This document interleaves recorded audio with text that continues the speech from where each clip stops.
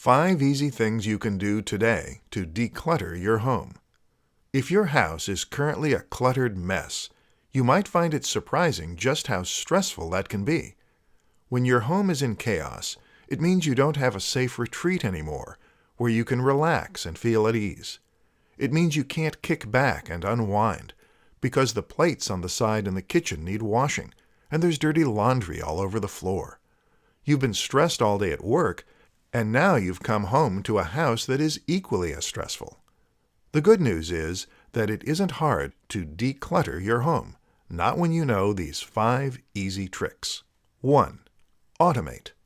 The first thing we're going to do is automate some of the jobs that you find you don't have time for. One easy way to do that is with a dishwasher, which will allow you to stop doing the dishes yourself and to instead let a machine take care of it. Another example is a robotic vacuum cleaner. Or how about a waste disposal unit? 2. Outsource. Even better than automating work around your house is to outsource it. Give it to someone else. One way you could do this might be to hire a cleaner. Another might be to use a mail delivery service. Sound indulgent or lazy? Really, it just comes down to one simple question. How much do you value your free time? 3. Cut back. One of the easiest ways to declutter your home is to cut back. That means having less stuff. If you throw out 30% of your ornaments, you'll find that your surfaces are much cleaner and easier to clean. What's more, the remaining items will be things you really care about. 4. Introduce systems. Systems make everything simpler and easier. For instance, introduce a system for your letters so that you know exactly where to put unopened letters and what to do with them once they've been read. 5. Have one sacred room. Our last tip is to have one room in your home that is sacred. That means no matter what state the rest of your home gets into, you should have one room that is always going to be calm and well organized. To do this, you need to make some firm rules. No food in that room, for instance. This way, you'll always have at least one place that you can go to escape and unwind. How minimalism helps to reduce stress. Feeling stressed? Join the club. These days, it is more and more normal to feel stressed, to the point where many of us accept it as a simple fact of life. Unsurprisingly, though, this is not something that should be encouraged. We should not accept stress, and in fact, we should aim to design our lives with the aim of reducing stress as far as possible. And one way we can start to do that is to live a more minimal lifestyle. This presentation will help explain how that can help to remove stress in your life. One obvious way in which minimalism can reduce stress is by removing financial strain. One of the biggest stressors for many of us is our finances. We are stressed that we don't have enough money or that we're in debt. This in turn comes from living outside of our means. In reality, it doesn't matter how much you earn, as long as you are earning enough to support your lifestyle. Live a more minimalist lifestyle, and you'll find that you can support that lifestyle with far less cash, and that immediately removes a lot of stress. What's more is that lowering the cost of your lifestyle also means you don't need to work quite so hard and don't need to keep aiming for more and more demanding jobs. If you find a level you're comfortable at, then you can stay there and just enjoy your spare time around that. Having less stuff can even help you to directly reduce stress. That's because clutter actually causes arousal. When there is a lot of stuff in your peripheral vision, that means there is more for your mind to attend to. That in turn means it needs to be alert, which the body interprets as stress. Just having a simpler environment can help you to unwind and relax more. But more than anything, a minimalist lifestyle means being content with what you have and being happy with who you are. It means knowing what's important to you and focusing on that. And if you can do that, then you can stop worrying that you have less than your friends and just be happy that you're healthy. If you want more now, you will always want more. The key to happiness and the key to beating stress is to learn to appreciate what you already have and stop worrying about what you don't. How to declutter your mind and prevent information overload. We are regularly told that we would be happier if we lived a slightly more minimal life, if we had a little less stuff, if we were less stressed at work, and if we turned our phones off occasionally. It's time to reconnect, focus on what is important, and just chill. But this is all easier said than done, especially during an age when we have more on our minds than ever before, and it feels as though everyone is constantly vying for our attention. How do you declutter and avoid information overload? Listen and find out. Let's start with decision fatigue, a phenomenon that sees the quality of our decision-making start to decline over time. This shows us that decision-making requires energy, and that with time, we can exhaust that energy. In other words, your ability to make decisions is finite, and so it's important that you apply a little resource management. This is hard when you consider the huge number of different decisions that you face on a daily basis, from what to have for dinner, to what to wear, to whether or not to go out. Expending energy on these smaller, meaningless decisions can actually leave you with less capacity to make the decisions that matter. How do you avoid this? Cut back. Famously, Steve Jobs attempted to reduce decision fatigue by actually wearing the same outfit every single day, thereby giving himself one less decision to make. Information, meanwhile, comes at us from every angle, though. Your phone is constantly ringing and beeping. You're probably working on a computer for a big part of the day. And walking down the street, you probably see a ton of billboards, ads, and screens. Every time this happens, your body is aroused and your attention diverted. This prevents you from enjoying a calm state of mind and means that you are much more likely to feel exhausted and overwhelmed by the time you even get into work.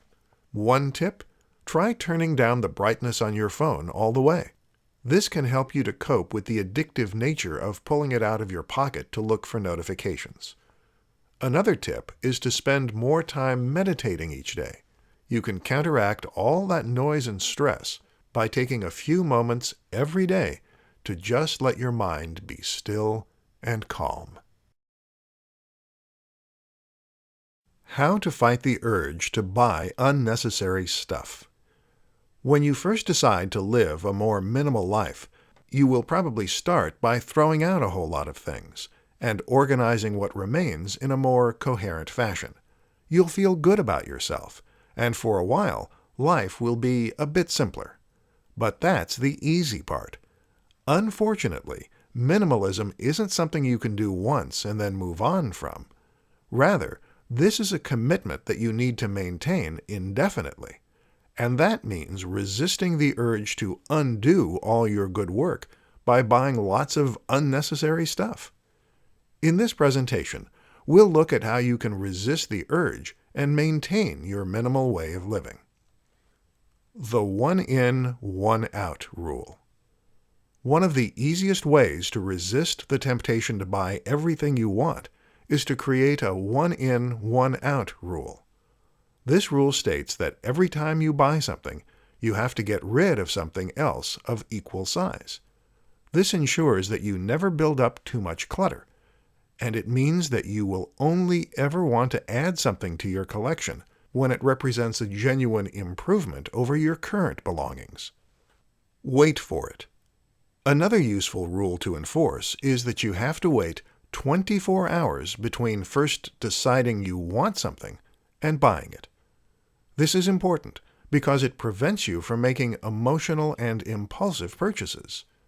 Unfortunately, advertisers know exactly how to play us and make us feel like we need to take action right away. Thus, we buy things based on emotion rather than logic. If you go away and think about it, you'll often find that you actually don't need it after all. Write it down. Sometimes we get a strange feeling that if we don't buy something right away, then we'll somehow forget about it, or we'll lose our opportunity. It's like we have a pent-up energy that feels as though it must be released. How do you get around this? One option is simply to write down the things you want, or add them to a list. Each time you do this, you will get that sense of release, and that will make you a little less urgent in your need to splash the cash. Budget. Another useful way to restrict spending is to write a budget. Decide on how much you can spend on yourself each week, and then commit to not going above that amount. If you want to buy something big, you'll need to build up a few weeks' worth of budget. How to implement minimalism into work and business. When we speak of minimalism, your mind may turn to interior design. Or perhaps you think of a minimalist lifestyle in terms of reducing your unnecessary possessions so that you can gain more enjoyment from the things you own. Letting go of your material possessions and living like a monk is said to be highly liberating, and indeed it is. But minimalism can also be applied to other aspects of life, including science, and yes, even business. In this presentation, we'll take a look at how you can apply the principles of minimalism to your own life and start thriving as a result. What does minimalism mean in the context of business? Simple. It means removing what's unnecessary and focusing on what gets results. Minimalism means not overcomplicating your business with unnecessary procedures and protocol. And perhaps this brings to mind one culprit in particular, one famous time drain that affects many of our working lives: meetings. Meetings eat up a ton of time, and very often achieve very little. A meeting means taking time out of your day and out of the days of each member of your team in attendance. So if you have 5 people attending a 1-hour meeting, that's 5 hours you just lost. So the question should always be, could you communicate the same thing by email or phone? If the answer is yes, then don't hold a meeting. Meetings are just one example of what we call communication overhead. Other examples are emails, phone calls, and any other correspondence that takes time out of your main job. Communication isn't the only culprit, though, either. There are many other unnecessary processes and time saps that waste time and money for the average business. Another particularly bad example is micromanagement. If your team is forced to report in on every small decision it makes, or to go through red tape every time it tries to contribute, then you are wasting your talent and you are wasting time as a business.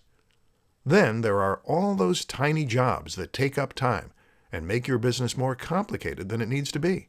Processes that could be streamlined, jobs that could be automated, and services that could be outsourced.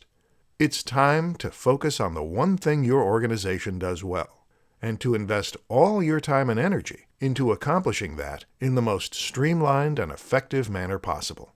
That is minimalistic business, and that is good business. How to travel the world as a minimalist. Many of us claim that we want to travel more, and we say that we live for our annual holidays. Why is it then that our actions so often seem to suggest otherwise?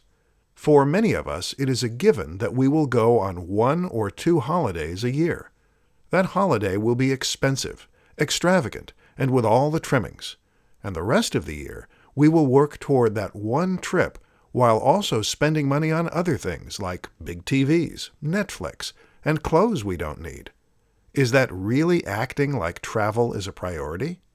If travel were your priority, then surely you would cut back in other areas in order to make way for travel. Imagine if you didn't spend so much money on clothes, on cologne, on DVDs, on music, on gadgets, on eating out. Imagine if you had a more minimal lifestyle and you put the majority of your income towards saving for more trips. More to the point, imagine if you traveled in a way that was more minimal. That might mean you don't stay at an all-inclusive 5-star hotel. It might also mean that you're not going to the most far-flung corner of the world just because it's in vogue and it sounds great to tell people you've been. Imagine if, instead, You focused on visiting some of the places a little closer to home, because there are plenty of awesome things to see right on your doorstep. Imagine if you drove, or if you got cheap flights during the working week. Imagine if you slept on couches using couch surfing, or if you stayed in Airbnbs. There are so many different options out there today that make travel incredibly affordable. And if you just went for a few days at a time, perhaps by spreading out your annual leave, then you could be visiting exciting countries and states pretty much every couple of months. This is what happens when you live a more minimal life, and when you focus on the thing that matters to you. If you really love travel, then stop cluttering your life with things you don't love. The world is out there to be explored, and it's far more incredible and beautiful than anything you might see on Netflix. Not a fan of travel? The same applies to just about any other endeavor. Hone in and focus up, and anything is possible.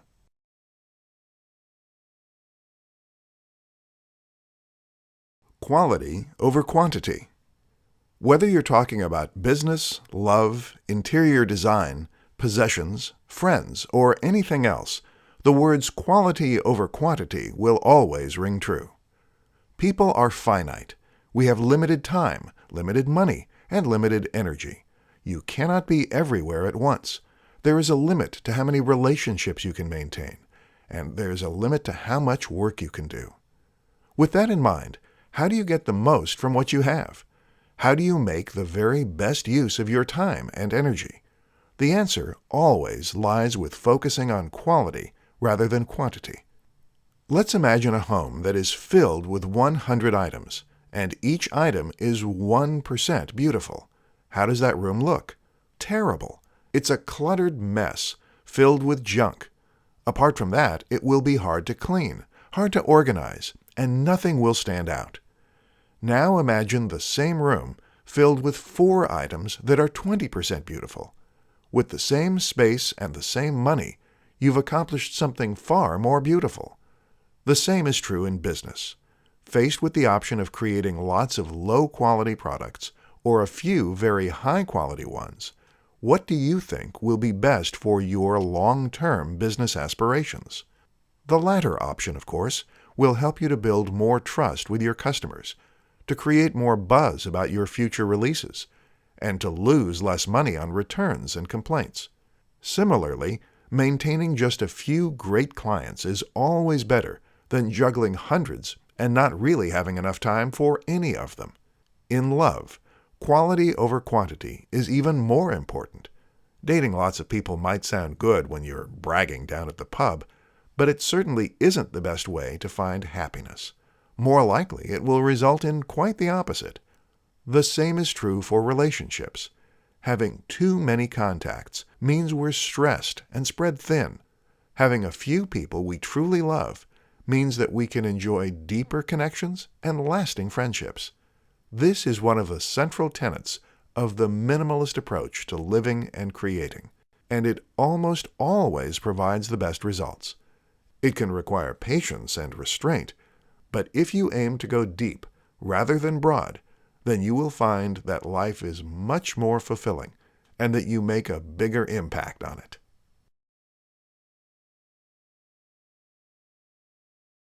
Top 5 books and documentaries about minimalism. Do you love the notion of minimalism? Does it make sense to you that cutting back on things can actually help to make you happier? Then perhaps you're eager to set out to learn more. And in that case, there are plenty of amazing resources to help you do just that. In this short presentation, we'll look at some of the best. Minimalism, a documentary about the important things. This is a fantastic documentary all about minimalism and what it means to live a minimalist life. It's a very well-produced film, and one that covers just about every aspect of what it means to live a minimal life. You can find it on Netflix, Amazon, the Google Play Store, iTunes, or at minimalismfilm.com. The 4-Hour Workweek. The 4-Hour Workweek by Tim Ferriss is a fantastic book that explains how you can streamline your business in order to spend less time working. This was one of the first books on lifestyle design, and while it doesn't directly address minimalism, it does discuss many of the same principles, and is certainly a great starting point if you want to apply Occam's razor to your life. Vagabonding. Vagabonding is the book that inspired Tim Ferriss to write his book, and is another excellent tome for anyone looking to simplify their life. This book is all about cutting back distractions in order to spend more time traveling and living life. And even if you're not a fan of travel, you'll find this to be a book with many different useful tips that you can apply in other ways. The Life-Changing Magic of Tidying. The Life-Changing Magic of Tidying by Marie Kondo is a book that explains how to declutter your home, and tidying can actually make you much happier.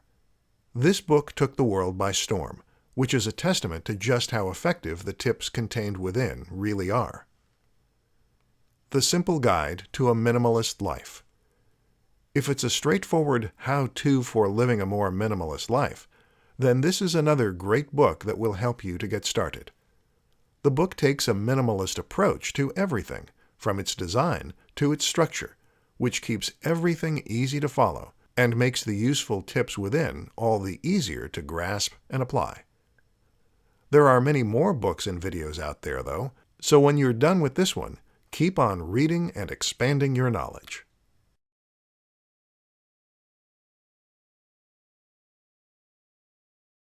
What is a minimalist lifestyle? You might have heard people talking about living a more minimalist lifestyle. Perhaps you've heard that it can help make you happier and more content with what you have. And maybe you've heard that it can result in a better-looking home, or that it can support a freer lifestyle with more travel and less stress. But what exactly do we mean when we use the expression? How does being more minimal make you happier exactly? And how do you go about embracing that lifestyle for yourself? Essentially, the idea behind a minimalist lifestyle is simple. It hinges on the notion that you can be happier with less. Many of us believe that the more possessions we acquire, the more things we own, the happier we will be. This then motivates us to work harder, to take on more responsibility in our workplace, and generally to keep pushing forward. The problem is that possessions don't truly make us happier. In fact, they actually make us more stressed. The more you have, the more you want. And no matter how much you own, you'll always be comparing yourself to others who have more. We are motivated to fill our lives with more material possessions by advertising on television and in magazines, and by seeing people around us who appear to have more than us. Social comparative theory states that we base our happiness not on how much we have, but on how much we have compared to those around us.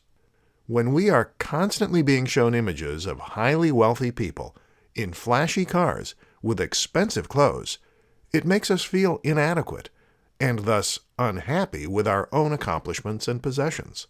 This motivates us to live outside our means, which means we have more to lose, and we have to work much harder to maintain what we have.